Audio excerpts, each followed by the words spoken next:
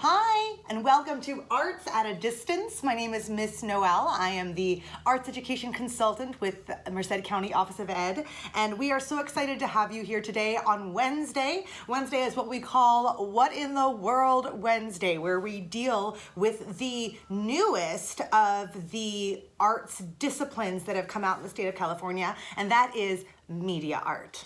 Now, it's a common misconception that in order to be able to participate in media art or gain the skills, the skill set in total that it takes to be able to perform a career or a task using media art, that you somehow have to have a computer. And that is not something I'm interested in, is that mythology. Kick that out the door. I like to do things with a good old-fashioned pen and paper and markers and things like that. And we can still, using those tools that hopefully we all have around our house, build on the skill sets involved in media art as a discipline and as something that's gradable in the state of California. So let's work on that now together, and then we will showcase some skills at the end, okay? First things first, we're gonna gather our materials. I want you to gather at least 4 pieces of paper, right? Just regular paper. Construction paper in this case will do fine for one of them, but I'm really looking for 3 of them to be as flexible as possible and as neutral as possible. My final piece actually involves yellow Post-it notes, and that's because they're super duper thin, right? So the yellow color is not a problem, but they need to be really, really thin. So no construction paper for these, and nothing with too much print on them. I guess maybe some print, but not too much. 3 of them you're gonna set aside. The other one you're gonna keep for our warm-up, right? Which you're gonna do right now. I also want you to grab anything you want to draw or make with. That means pencils, and that means markers if you want them. We can do with any of those that we want to use. And for our final project, we are going to use some tape as well. My handy dandy duct tape is always here with me, as we know, and this tape is going to prove to help us make our project at the end. Now, the project can be made without adhesive. This is not something you should use glue for at this point, but if you want to use nothing, we can just fold it to make it work, okay? So that'll be fine. The other thing you can grab if you want is a pair of scissors. Now, depending on how old you are, definitely ask your grown-up if you can use these or get them to help you use them. You also do not need them to complete the project. So it's up to you if you want to have them.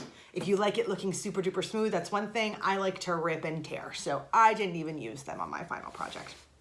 Okay, so whichever one of your papers is the dirtiest or the most folded, for me, it's this one. Look at this ickiness. Ew, it's already, like it got stepped on a little bit. Perfect, it's perfect for our warm-up, right?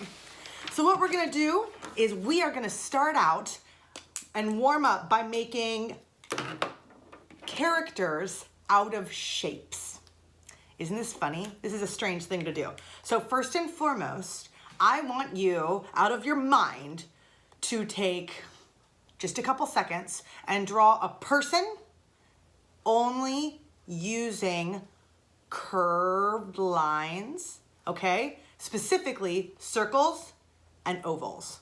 That's all you get to use. Circles and ovals, nothing else. No lines that don't connect, just circles and ovals, whatever that means to you.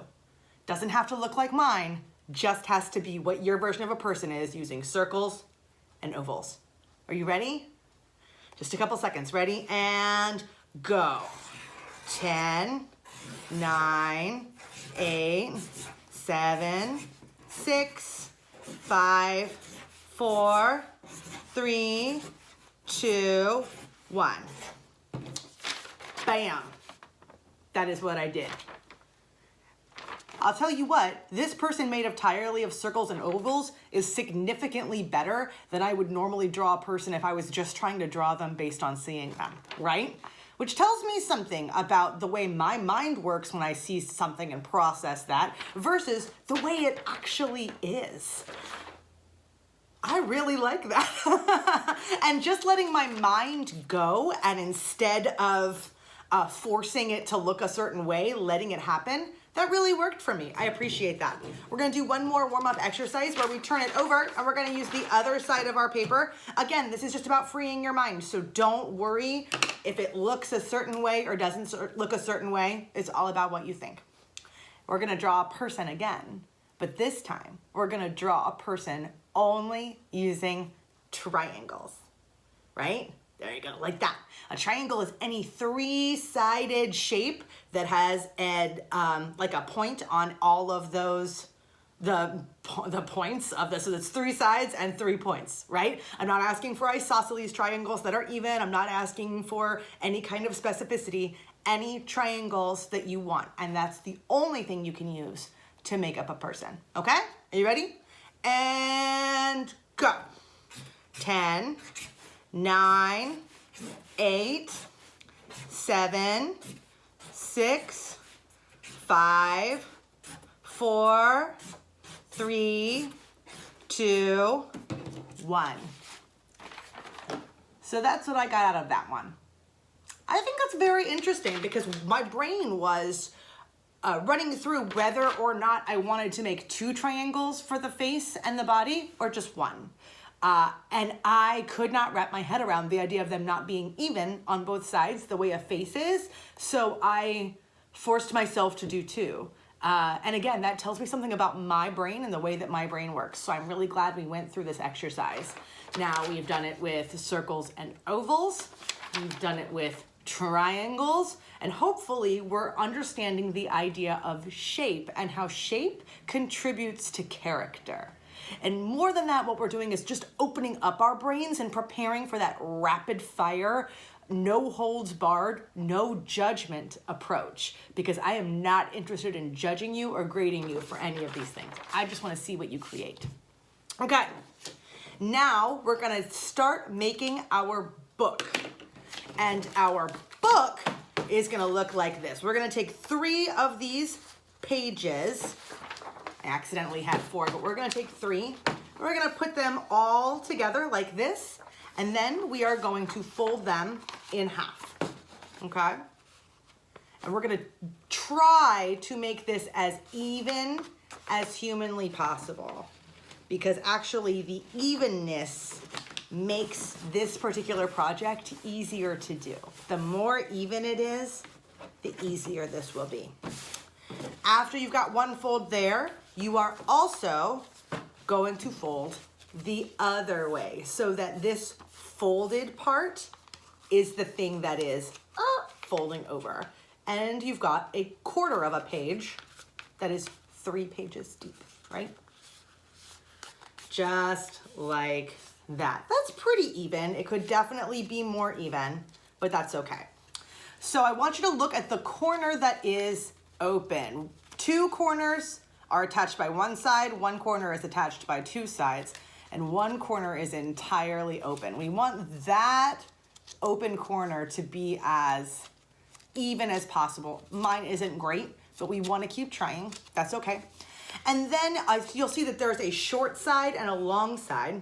I want you to take that long side, and this is the part that we are going to cut, is that long side, or you might want to cut. What Miss Noelle is doing is ripping. I rip things. We are going to rip that right up there, and we're actually going to leave a little bit of it at the top, okay?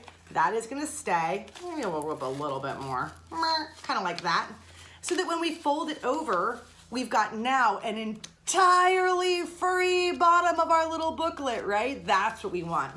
And then this is the part where we could just leave this. This could just be totally fine. But what I like to do is secure it at the top with a piece of that duct tape, okay? Doesn't have to be even. As you can see, my back side is kind of wonky, but my front is relatively even at the top.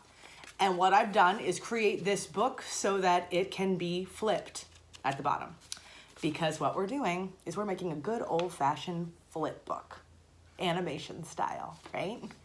And that is so much fun. I want you to ask your grown-ups how they might have grown up doing this in textbooks that they weren't supposed to be writing in, or other books, novels that they were reading. I remember doing this in the corners of tons and tons of books when I was growing up, because one, sometimes doodling helps you remember things better, and two, sometimes you are just bored in class, or you're bored outside of class, or you're interested in watching things move, which is in and of itself totally fine.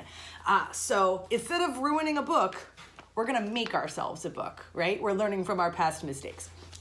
And we are going to create a character on here, which we then can flip through and watch the character move, okay? So now that we've got our book created, we're gonna start working on our character. And our character can be anything. What I have done in my one that is complete is I have used the idea of I don't know if you can even see it, a bent over human right there. Woo, woo, woo. Oh, this light, that bent over human, that human that is entirely bent over. And that is how my character is starting out. On this particular one, I think what I'm gonna do is I'm gonna start out with a character that is just a circle. Just a circle.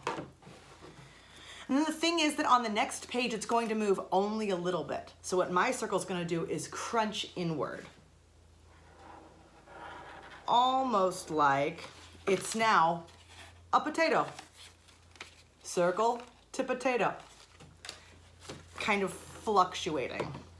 After that, it's going to return back to a circle. Now we're gonna stretch out the process. I'm gonna do a little bit of a crunched circle, again, like I did before. And then on the next page, I am going to do a very crunched circle. So the crunch gets deeper.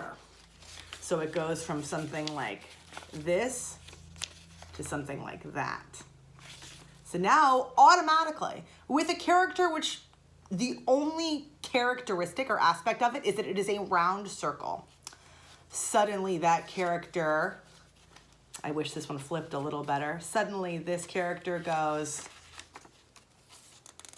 crunch in and then goes fluctuate back out and then goes crunch in and then goes crunch in a little bit more, right?